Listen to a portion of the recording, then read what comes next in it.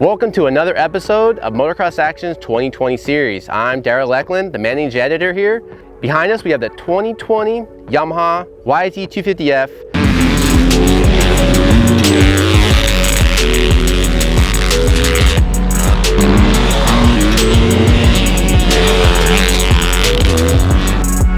From the untrained eye, it looks the same. It has bold new graphics. The press release we got from Yamaha, it also said it just had bold new graphics. There is one minor change they left out. There's a rubber grommet now in the air filter so it doesn't suck dirt. Simply said, this helps dirt stay out of the airbox. When the engine's revved up, especially on the Yamaha 450, vibrates the air filter and dirt can get in. And same with the 250 on a smaller scale. Other than that, this bike is the same. It is our 2019 MXA Shootout winner. It was a great bike last year, mostly because KTM and Husky screwed up. 9 pounds heavier than the KTM 250S XF. It has less top horsepower than the KTM. It is wide, and we thought for 2020 they would address some of those issues. Obviously, they stayed complacent and nothing's changed. All the while, KTM, Husky, Kawasaki, Honda all upgraded their bikes. So the question is this bike going to remain king, or are the other manufacturers going to capture that crown? We're gonna have Josh Mosen, myself, and a few other guys today really have a first impression of this bike. We know this bike backwards and forwards already. We're gonna see if we can squeeze anything out of here. We also have the KTM, the Husky, and the Cowie out here to compare this bike to out of Glen Helen. So that's really gonna be a good testing grounds for the bike and our impressions of how it's gonna shape up for 2020.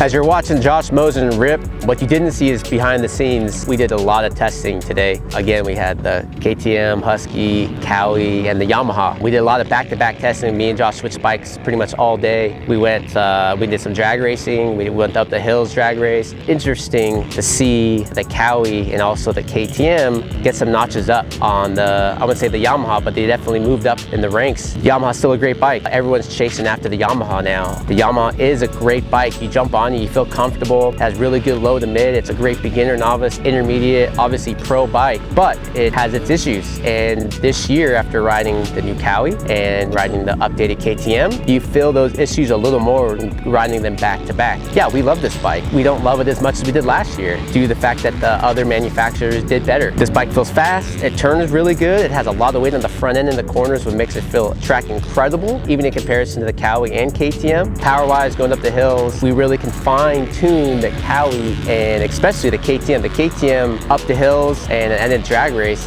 where last year it kind of lacked off the bottom, this year it stepped up to the Yamaha a little bit and then pulled away. It has an extra over 1,000 RPMs to rev out and also has an extra horsepower on it. That being said, it doesn't sound like a great view, but it's just for coming off from last year off the high. Obviously it's the same bike where the other bikes stepped up. And was that gap big enough last year to hold them off this year? And that's the real question, you know. Cowie just made really small improvement. They upgraded their airbox cover and a few other small things, but the gap, like I said, wasn't that big last year. We love the Kayaba SSS suspension. We love the power delivery. We love how anybody can get on it. We also switched maps and we tried different gearing. I think we went from a 50 to 51. Some guys liked it, some guys didn't. Most of the fast guys liked the 50. The slower guys went to the 51. The power band's kind of short from bottom to mid, and it has doesn't have much over rev. Like for instance, the Cowie, especially the KTM or Husky. What we did last year, we put the Travis Preston map in, which should be on our website in the 2019 Yamaha 250F test, and that kind of smoothed out the power and made it a little bit longer, and that kind of helped out.